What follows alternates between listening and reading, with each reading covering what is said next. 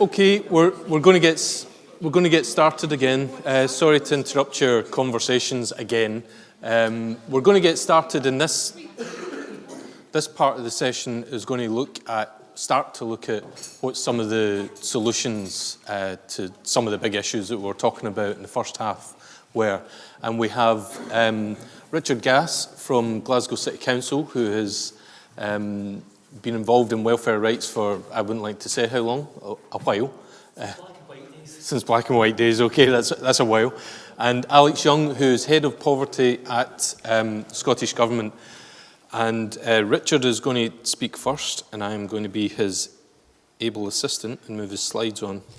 So just bear with me for 2 seconds.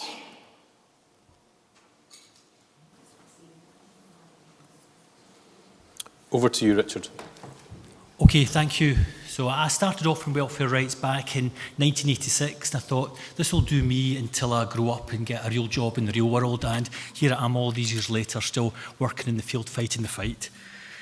As the slide shows, I'm from Glasgow City Council, where I'm the welfare rights manager, but I'm also the chair of Rights Advice Scotland, which is the umbrella organisation for local authority welfare rights. We're trying to focus this afternoon on some of the solutions, and coming from a welfare rights perspective, we challenge decisions and don't make decisions, so coming up with the solutions might be somewhat difficult. So much of what I'll be suggesting is really a reversal of some of the changes that have been made. But what I'd like to see is an end to the cuts, an end to the stigma that blames unemployed folk for being unemployed, end of sanctions, end of the bedroom tax, and the removal of the need for us to have food banks. Much is made of making work pay, but the present system seems to, when it talks about making work pay, really means let's make benefit entitlement hurt. And because I don't think anybody would be opposed to the idea of making work pay, but to make work pay, we have to address things like housing benefit tapers, the extreme rates that are there by non-dependent deductions. Perhaps we need to have some controls over rents, like before 89 there were fair rents. Maybe that's somewhere an area where we need to move back to. There's some stuff within universal credit which we can't disagree with, like one benefit whether you're in or out of work, that could be good. However, the chosen method of delivery is all wrong, plus the levels of benefits within it are wrong.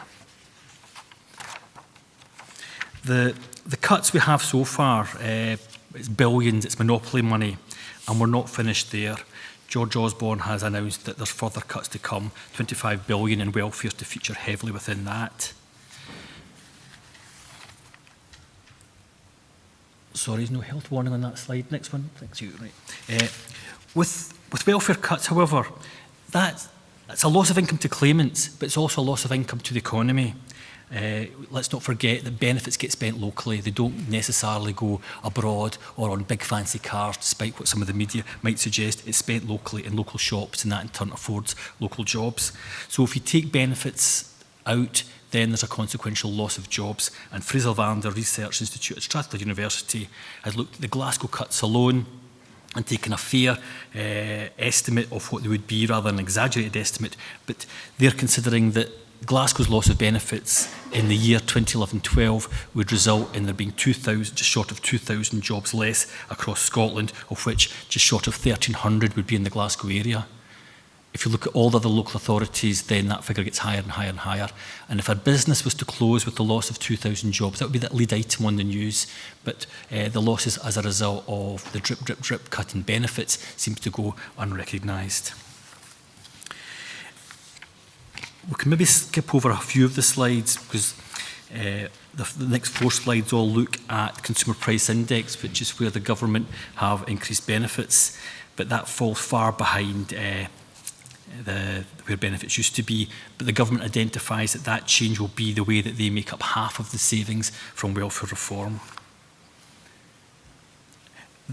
With disability living allowance, the suggestion at the outset was they wanted to make 20% savings from DLA as it moved to PIP, and we've got PIP in parts of Scotland. For new claimants, it's there across the UK, but migration in parts of Scotland. But let's look at something, the loss of DLA. If you lose DLA care component, you then become exposed to non-dependent deductions. you may lose the severe disability premium, or another person may lose their entitlement to a carer's allowance. So the loss of the DLA could be the thin end of the wedge, and there's far more losses to come. And it might be that in a system going forward that we'll look at protecting folk. Just because you lose something doesn't mean that you're any more able, it's just that the goalposts have been moved.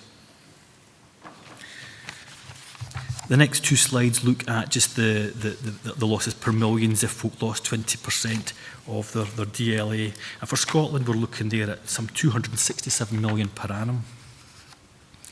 If we move on to the next slide, which takes us up to incapacity benefit migration, although this is not part of the present coalition's welfare reforms that predated the present government, they've fired ahead with this. And that takes vast sums out of the economy as well. But in addition to that, what's been mentioned already is the loss of entitlement to ESA after 12 months for folk in the work-related activity group. If you'd paid into a private insurance scheme, and at the end, when you came to rely on it, they told you that, oh, actually, we're not going to pay you out for the duration, we're now only going to pay you out for 12 months, you probably have a bona fide claim or complaint to the Financial Services Ombudsman. But when it comes to national insurance, it's treated differently, yet that's what it is, it's national insurance. It's money you pay in at some stage in your life in the hope and expectation you won't have to use it, but with the comfort that if you should have to use it, the system's there for you. And there's a breach there of the contract between state and citizen by that change. Moving on to our next slide, looking at working tax credits. A raft of changes to working tax credits, and I don't suggest to go through all of them, but these fly in the face of the notion of making work pay. A reduction in the amount for childcare, couples who are working with children needing to work 24 hours rather than 16, and the typical job share pattern, 17.5 hours a week. So somebody 1 year working job share with a partner and children could find an entitlement to working tax credits. Nothing else changes, but the following year they don't have that entitlement. And a couple of other cuts there, which really, as I said, fly in the face of making work pay. Child benefit has been frozen, and after the freeze has ended this year. It's increasing at 1% for the next 2 years. But they get away with this because it's no longer a universal benefit. It's now a benefit for folk on earnings of certainly less than 60,000, but folk, when they start turning over 50,000, start to lose some of their child benefit. So it's no longer a benefit for the whole of society. It's a benefit for a section of society, and there's nothing to say that in the future that those figures don't come down further and further. And as was said earlier on by one of the speakers, that universalism is what gives us a protection for all of our benefits. Benefits for older people, we've not really touched on that from the earlier points. State pension is to be uprated by a triple guarantee, either 2.5% or consumer price index or average earnings, whichever is the greater. So that on first hand sounds quite attractive, but for poorer pensioners it doesn't work because pension credit only rises by the same cash increase as the state pension. So when benefits go up by the consumer price index, poor pensioners or pensioners relying on pension credit, they get an increase below consumer price index. So there's another one that we need to reverse. If we can fly maybe on now to the start of the non-dependent deductions, and I've highlighted in red in the middle of the table there, and that the ones that are highlighted in red, that's where if you're lucky enough to have a son or daughter in your household on the minimum wage, that's where their earnings would come in. So pre-2011, having someone on the minimum wage for 35 hours a week, there'd be a £23-35 cut. At April 11, that rose to £29.60. On the next slide, we'll see it then went up the next year to £36.10. The slide again, £42.90 last year, and this year it's now rising with consumer price index, but it's at £44.55. Now, for someone on the minimum wage, if they work for 35 hours a week, their take-home salary is probably about £11,500. That level of non-dependent deduction, the difference between where it is now and where it was back in 2011, is effectively a 10% cut in the benefit in the pay of the person on the minimum wage. if they do indeed hand over the shortfall to their parents. We have a benefit cap, which is, I'll not say too much about, but the next slide again from that shows you just the figures across the UK. Scotland not faring as badly as England, and 47% of households in the London area. Perhaps an area we need to consider is, if we move on to sanctions. Now, sanctions have been around for as long as I've been in benefits, but when I started off, it was a 6-week suspension of your unemployment benefit, but you could still get some supplementary benefit during that period, and it's slowly been cranked up. 6 weeks to 13 weeks to 26 weeks, actively seeking work. So the rhetoric we see today has existed for quite a considerable time. However, today it's now taken a warp speed advance. And the reality is we can now have folk who can lose entitlement for up to 3 years. Looking at Professor David Webster's work on this area, we can see that this is landing on folk who are 18 to 25, that particular age group. And for some reason, people aren't appealing these decisions.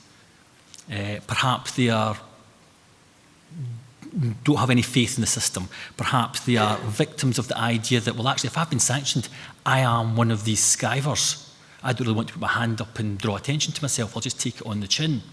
However, where folk don't appeal the decision, even if they've got a chance of success, if they don't appeal it but they fall foul on a later stage, then they've lost a life. The sanctions that bit more. So we need to encourage folk to lodge appeals against sanctions at the earlier stage.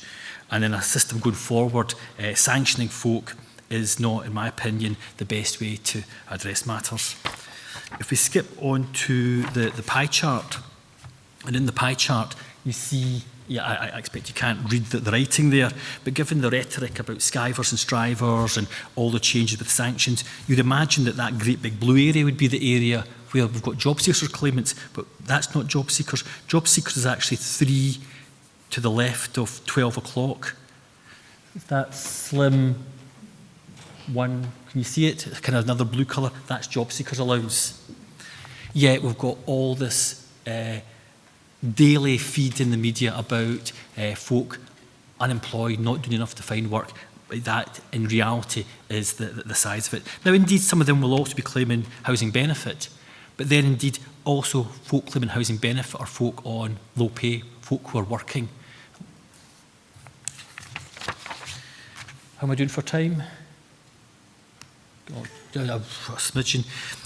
The future looks like universal credit. So if we skip on to universal credit, and this takes you outside your slides, you won't have this. This is secret stuff now. But we've got some issues with universal credit.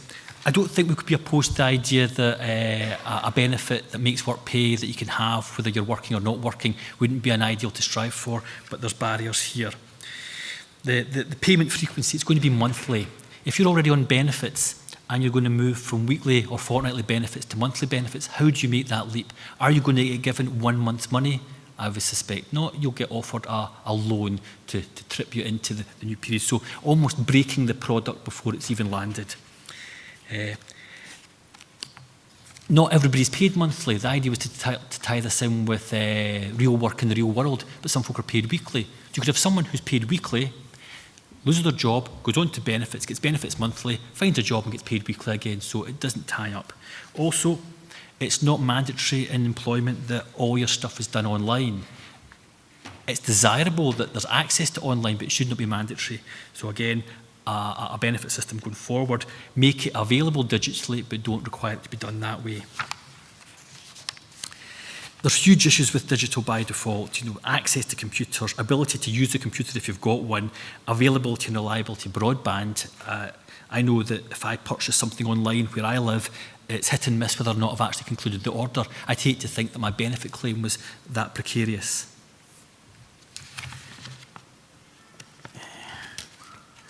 I think that probably is enough to be said on the slides to try and keep us within time. So I'll stop there. Thank you. Richard.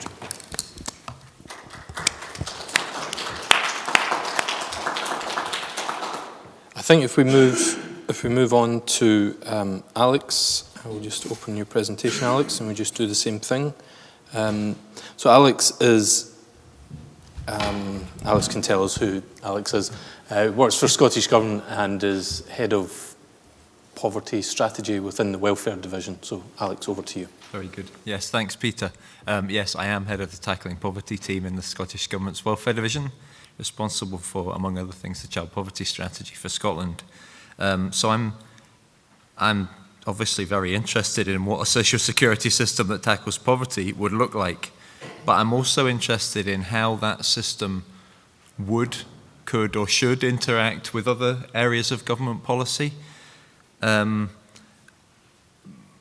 that's they're the things I'm going to talk about today. So some things about what the government's doing at the moment on tackling poverty, and then something on what ministers have said they would do in the future, were they responsible for welfare policy and the kind of changes that they might make. But just turning to the question and reflecting a bit on what other people have said earlier, what would a system look like? I tend to think it would look different for different individuals depending on who you were talking to. And actually, I think that's really important. It's a fundamental point, I think, about a social security system, is that you need to focus on the system, on the needs of the individual who you're talking to at that time.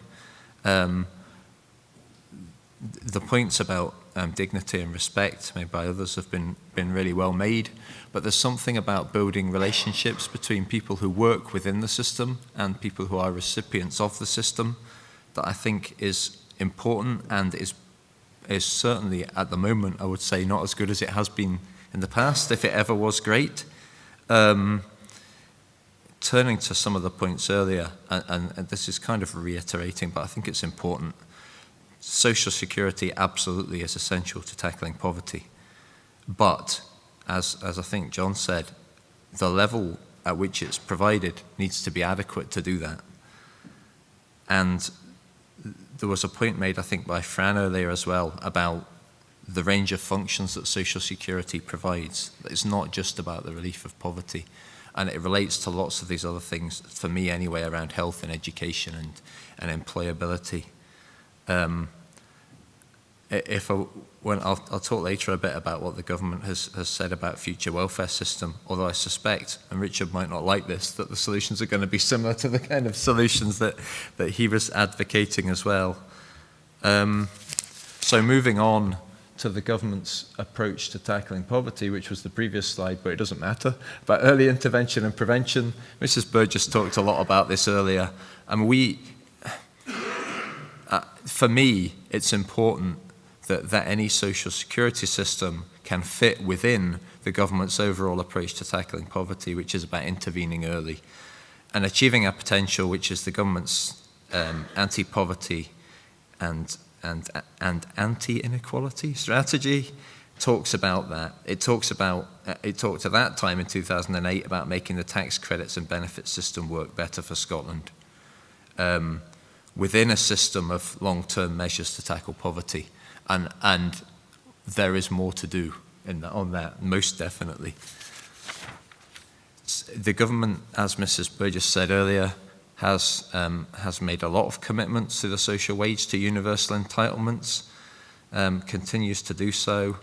Very important, I think, for putting more money into people's pockets. But there's also something here about stigma as well, I think. Free school meals, probably other people here can talk better than me about this, but those who were previously entitled might not have taken them up when other people weren't, and may do more now that they are more universal than they were before.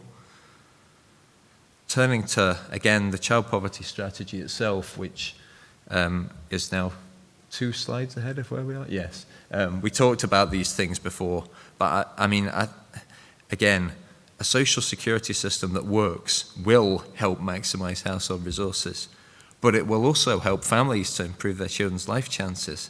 And I think Richard it was who talked about, Richard talked about how money paid to individuals can stay within their communities. Very important in terms of providing sustainable places for children and families growing up.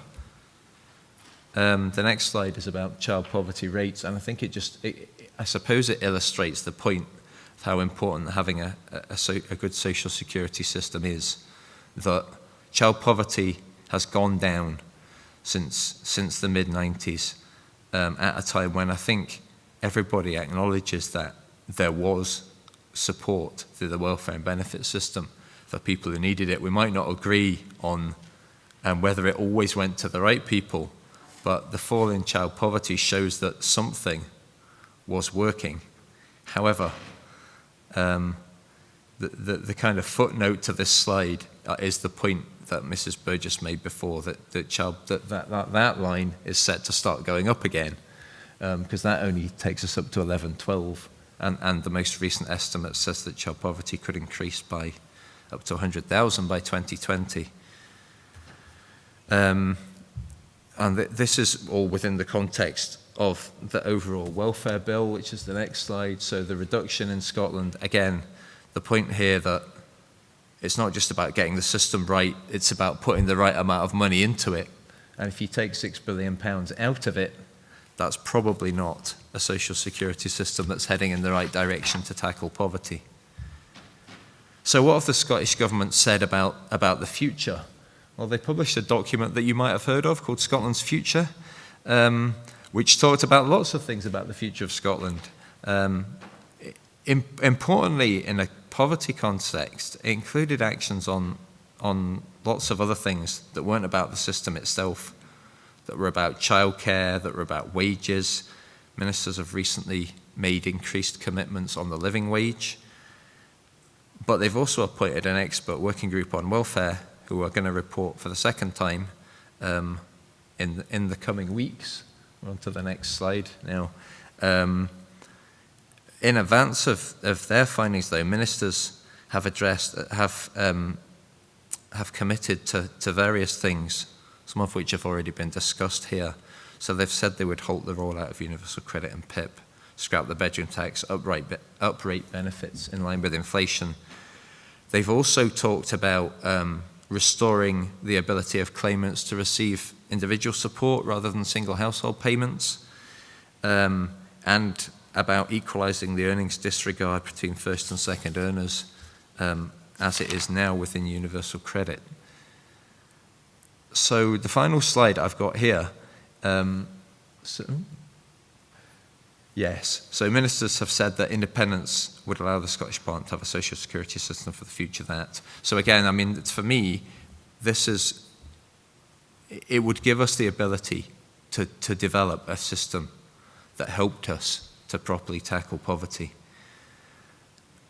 But, as I said at the start, my interest is in how that system would join up with other areas of policy.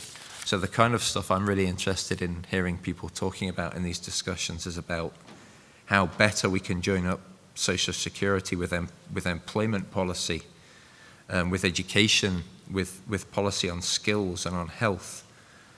And how can we develop a system that encourages better relationships between the system itself, or the people working in it paying out the money, and the people who are the recipients of the system? Thank you.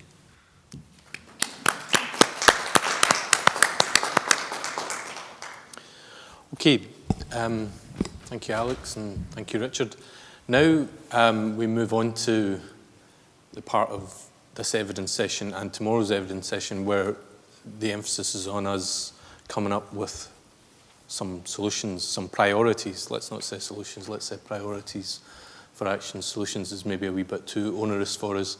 But to think about what are some of the things that, given the discussion that we've had, and it's been a very wide-ranging discussion already, but if we want to try and start honing that down a bit and thinking about, well, what is it that we need? What would be some priorities? Again, thinking towards what Joseph Rowntree Foundation want to do, which is produce a comprehensive anti-poverty strategy. So what could we start to say ought to be in that with regards to a social security system that lifts people out of poverty? So maybe if we start with just responses to what we've heard from Alex and Richard, and building on the discussion that we had in the first half, looking at what some of those broad issues were. So I will throw it open again. We have our roving mic. Just me. Yeah. Hi, Isabella Kelly here again. TIAC. I think in this day and age that there should be no such thing as a food bank where somebody has to go to get a meal. Now, albeit that there is a food bank there, they're only allowed 3 shots at this within a certain period of time. And not only that, they can't get hot food because they don't have money to put in the gas to heat it or electricity to cook in a microwave. So they actually have to take tins, or they can get the basics, bread, milk, tea. And I think in this generation that there should be no need for food banks. People should be able to live and be able to feed themselves and feed their families. Thank you, Isabel. Yep, Richard. No, I totally agree that it's quite horrific that as a developed nation we have a growing number of folk relying on food banks. But what is the solution? Obviously, though, if we ended poverty, then folk wouldn't rely on food banks, but that's not within our gift. Well, maybe not this side of the table. But food banks could perhaps be doing a wee bit more. And I would imagine that they don't especially like to exist. They don't, it's not run by folk who do it to feel good about themselves and want to continue. So maybe food banks need to start to think, well, why is somebody presenting at the food bank? Are they presenting at the food bank because of a sanction decision? In which case, we'll give you some food, but also let's talk you through and persuade you why it would be a good reason to lodge an appeal about the sanction.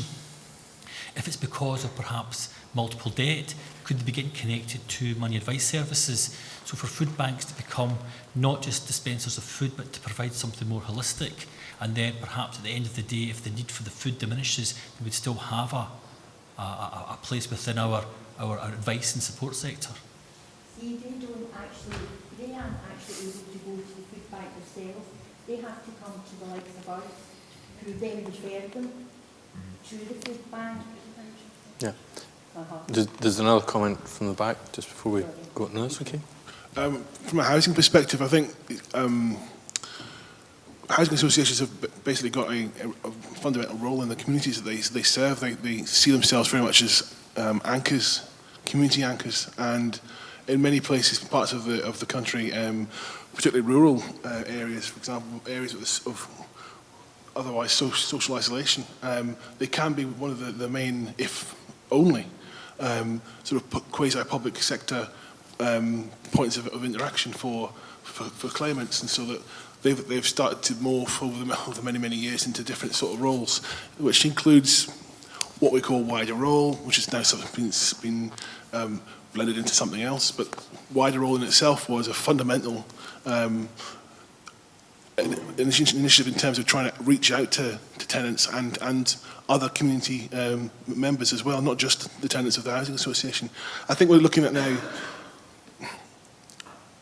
I'm worried that housing, social housing, affordable rented housing, has been so marginalised now that it's not. We're at risk of losing its importance in the sort of architecture of the welfare state. The right to good quality, well-heated, affordable rented housing is something that should be absolutely fundamental. We've been pushing that for many years, particularly in light of the Christie Commission, particularly in light of the expert group on welfare. We've been pushing that message. We hope very much that in an independent Scotland, should that come to pass, not that we're on either side of the debate, but should that come to pass, we would want to see housing putting very much in front and centre, and seeing that as a fundamental building block. Sorry, excuse the pun and everything, but it's, that's the point from which you can then move on. You can't actually have good quality life, a good quality of health without a good home to base it on. The educational achievement is based on the quality of your home environment. Public health costs, justice costs. Everything else is all axiomatic, based on having good quality, cohesive happy, healthy home environments for people to live in. And we are, sadly, having neglected that. I think politicians are now reaping the whirlwind, and they find themselves trapped in a situation where they imagine the public will actually want us to clamp down on the cost of things, but actually, if we were to be bold and brave and switch it around and actually go for the preventive measure, I think people would actually be much happy with what the final output would be. End of rant. That's okay, David. You can rant. But what I did want to ask was, in your analysis of the importance of housing, which I think probably we would all agree with, what would a social security system that lifted people out of poverty, what would housing look like within that? What would be some of the critical changes? Well, in our evidence to the expert working group, we've actually said that over the years, you've seen a gradual shift in terms of the way the housing association developments have been funded. So there's less and less grants, so the rents go up, and therefore the housing benefit bill goes up.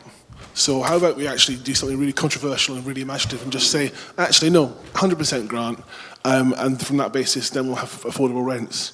And if you actually also then combine it with a citizen's income, for example, you've got a completely different framework. So, I mean, I'm not saying that necessarily is the SFHA view, but that's one view to consider. The transitional period to get from where we are now to something like that, though, would be significant. So I don't think we should imagine that we can wave a magic wand and make that happen overnight. But, you know, we want to create jobs. We want to create sustainable living environments, build social housing. Okay, now this is what we want to get on to, Chris. I'm just going to come to you. This is what we want to get on to. There's a clear statement from David from SFHA about what we need to do to develop a social security system. A big part of that is around affordable social housing.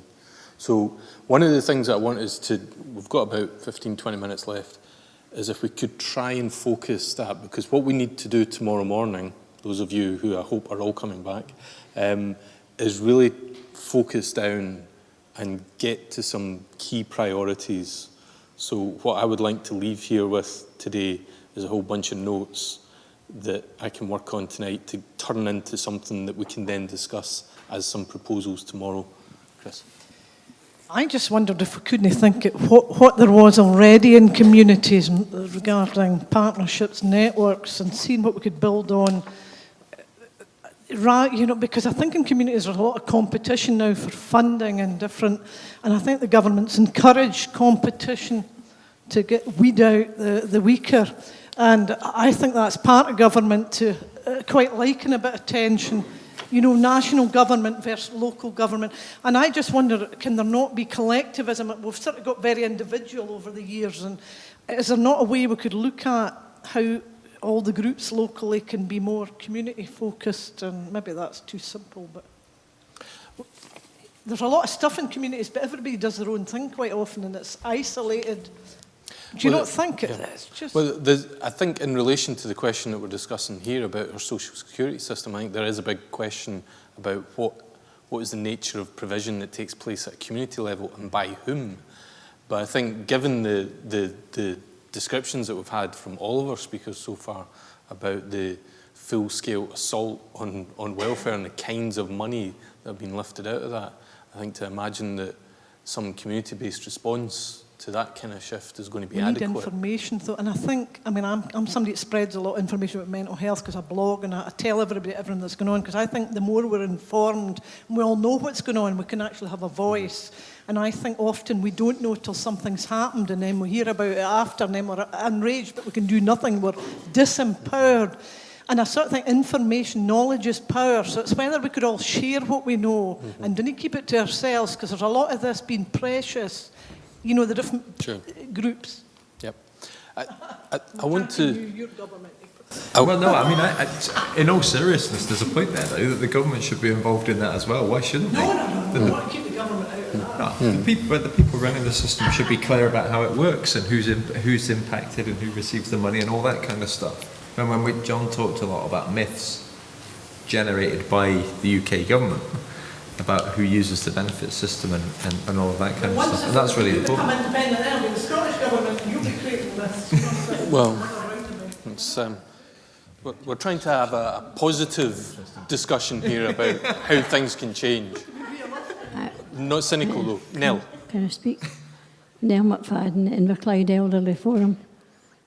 I would like to see you bringing a little bit more talk about pensioners into your thing tomorrow, because although it doesn't look as if we're getting any cuts of any kind always affect us.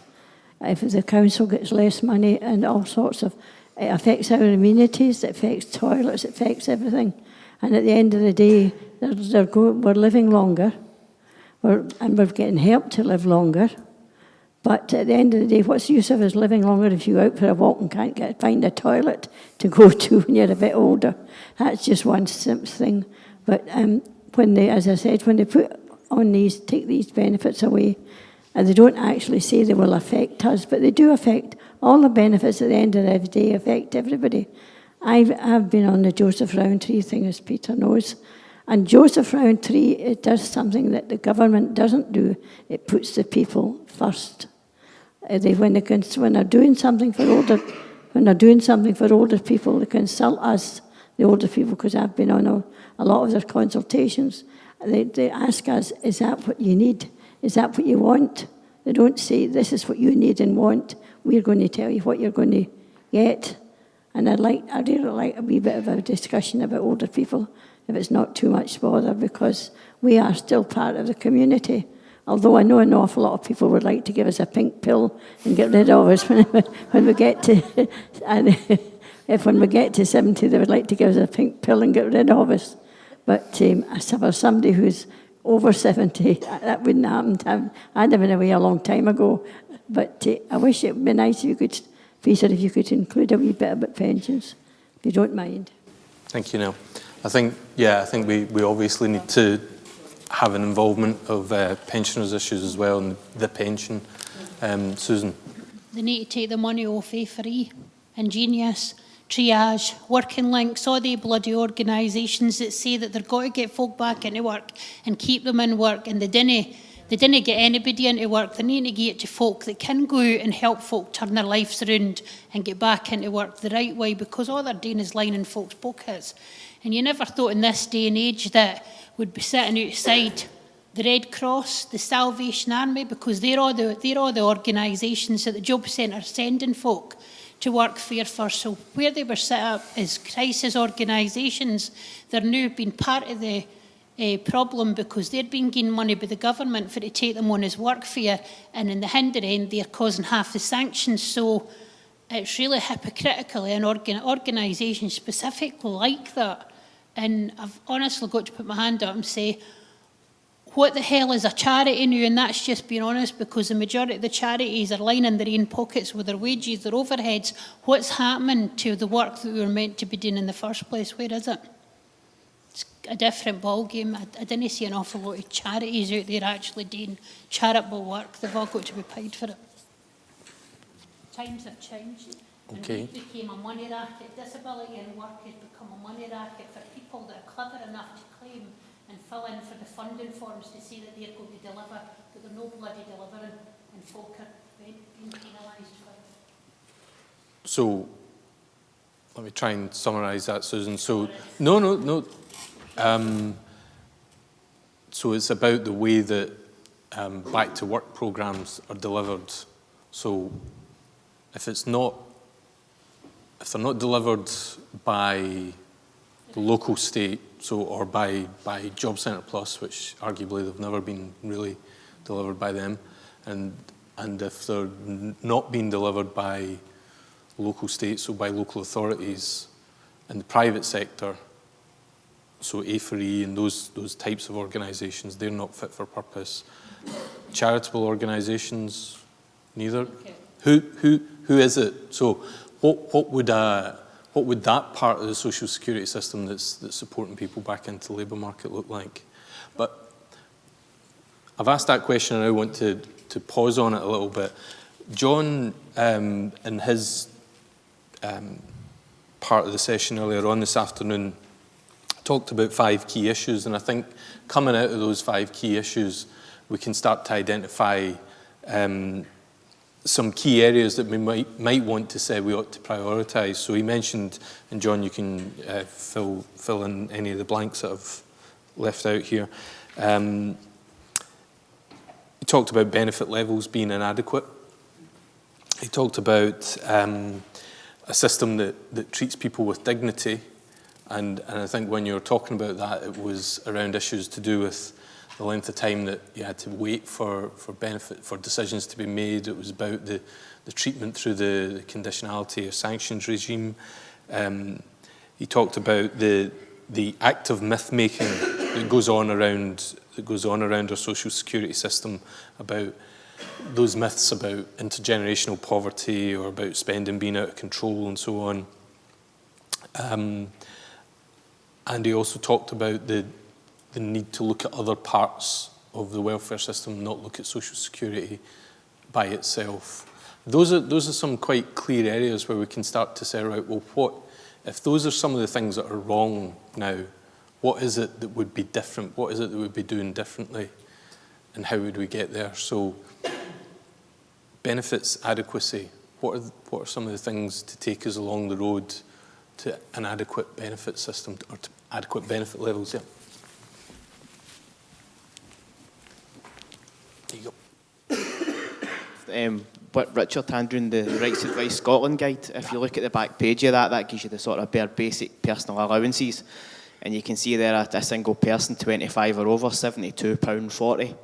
And that is not even including somebody could be affected by the bedroom tax on that and having to pay their water and sewerage rates off their council tax. I think as long as the rates remain as low as that, we will never, ever challenge anything. If we're expecting anybody to live off of £72.40 a week, we will never get anywhere in terms of challenging poverty. And that's pretty basic because obviously there are premiums and stuff involved. But for any person to be expected to live off of that, to me, is unmanageable. And over the long term, that is only going to lead to debt and everything else that we know flows through that. So I think you would only ever really be sort of dancing around the edges until we seriously increase these amounts. Mm-hmm. How do other people feel about that? There's quite a clear statement there that benefit adequacy needs to be at the heart of whatever we talk about. And if I could just remind people to say who they are and where they're from. Yeah, Lisa Steidel from Policy and Practice. I agree that benefit levels are inadequate, and right now I think they're very arbitrary and don't really have any connection to the cost of living. So they need to be repegged to maybe a minimum income standard or some percentage of the poverty line or something so that people can easily understand, what they get and why they get that. Because right now, £72.40, where does that ever, that came from a decision years and years ago, and it's never been re-looked at. So I think it definitely needs to change. Okay, so on my as yet imaginary list of priorities, because I'm, as you can see, no longer writing, we have benefit adequacy. We have David's call for investment in social housing.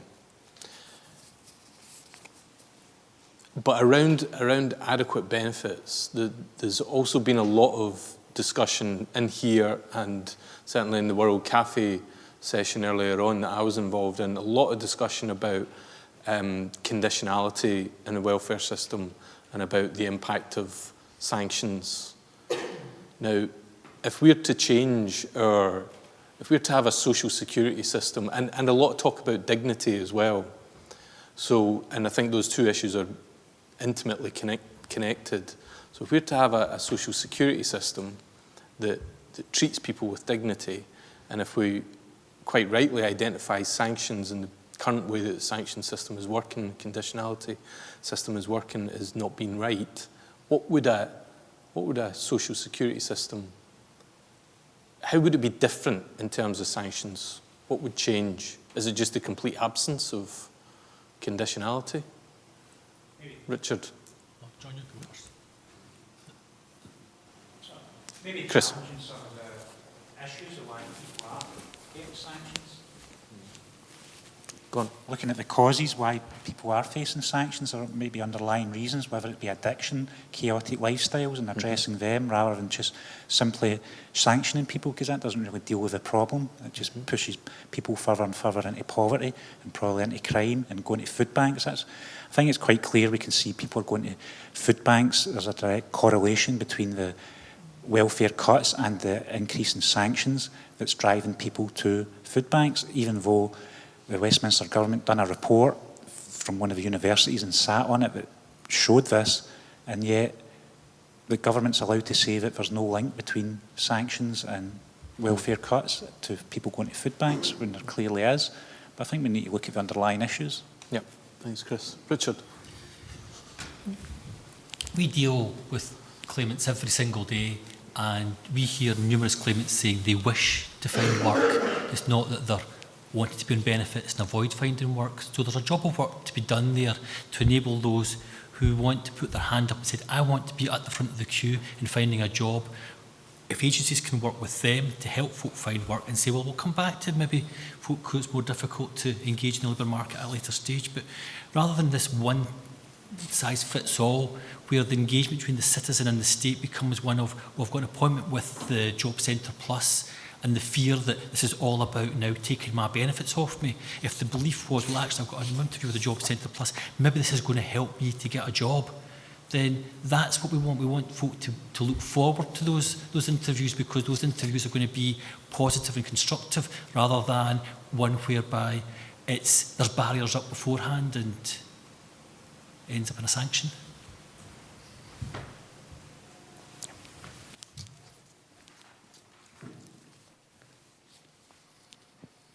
Please, I wish to make a clarification on food bank. A food bank is overemphasized by most people. Food bank is a temporary place where they provide temporary aid to assist people. And what they give you at food bank on a visit per week may not even last you for 4 days. But the way emphasis is laid on food bank, it paints a picture as if you go to food bank, you'll get enough food. And that is not the situation. So it would be nice for us to have a clear picture of what we can get from food bank as we carry food bank along in our discussions. Okay. Yep. I think there's probably an acceptance, at least in this room, that food banks are an indicator of failure and an approach that we need to be taking. David.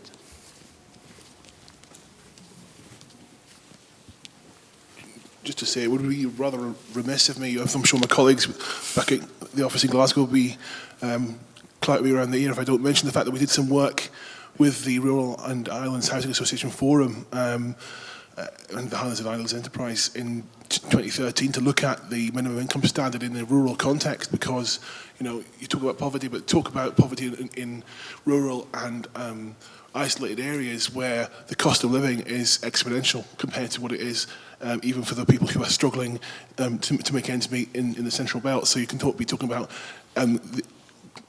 a poverty premium of 10 to 40% more in terms of how much more it's going to cost you for basic things such as food, fuel, transport, what have you, and there's all the other infrastructure issues. I mean, we're being completely laid bare by by policies like the bedroom tax and benefit sanctions. In rural Scotland right now, we're seeing people really struggling because they're having the benefit sanctioned because they've not been able to turn up to the appointment on time because the bus broke down or the bus got delayed or what have you, and that's through no fault of their own. And then they find themselves out of income for weeks upon end. So I think to try and get to the point where you've got a Scotland without poverty, you need to attend to the fact that so much of our problem is that we've got quite a lot of people living in the Central Belt. There's a concentration, and then all the resources tend to go attending to that.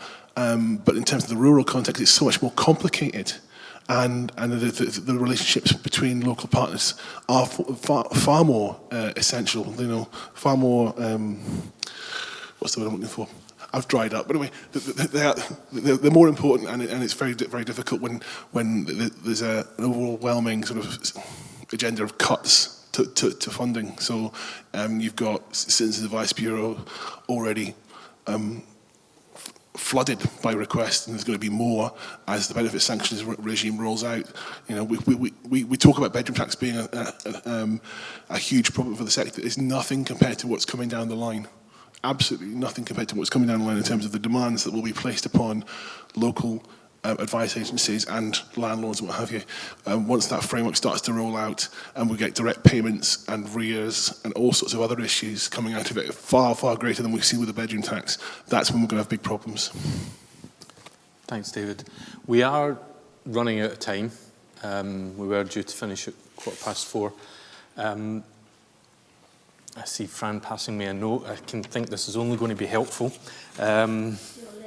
It's my list. That's exactly helpful, because I was just about to plead with you, because I'm going to go back to wherever I'm staying tonight and try and write a list, but now Fran's done it for me, so that's fantastic. Thank you, Fran. How much are we paying you? Nothing. So what I think it would be useful for us to do is for those of you who are coming back tomorrow, is to think about the issues that we've discussed.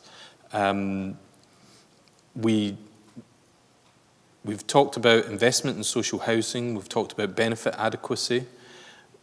The issue of conditionality. It would be useful, I think, and I'm not sure who all in the room is coming back tomorrow, but it'd be useful to try and get to the bottom of conditionality. It's such a huge issue. Sanctions is the thing that we talk about all the time. But what would a social security system look like that treats people with dignity but still makes requirements of people? How does that work? And maybe we can't turn it into a recommendation for JRF just now. Maybe we can't do that right now. But I think it's an important question for us to consider. And we talk all the time about Nordic models of welfare and provision. Now, some of those models have very high levels of conditionality in them. But there's something else going on there. There's another kind of offer that our system doesn't make. At the moment, all that sanctions mean is that people are treated abominably. So what's different? What do we need to do that's different there?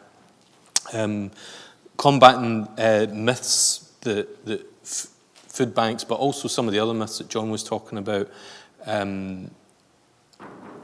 are part of our social security system, that exponential increases in spending are just something that take place, that families are in this intergenerational cycle of poverty, things that we know not to be true, but seem to be common currency.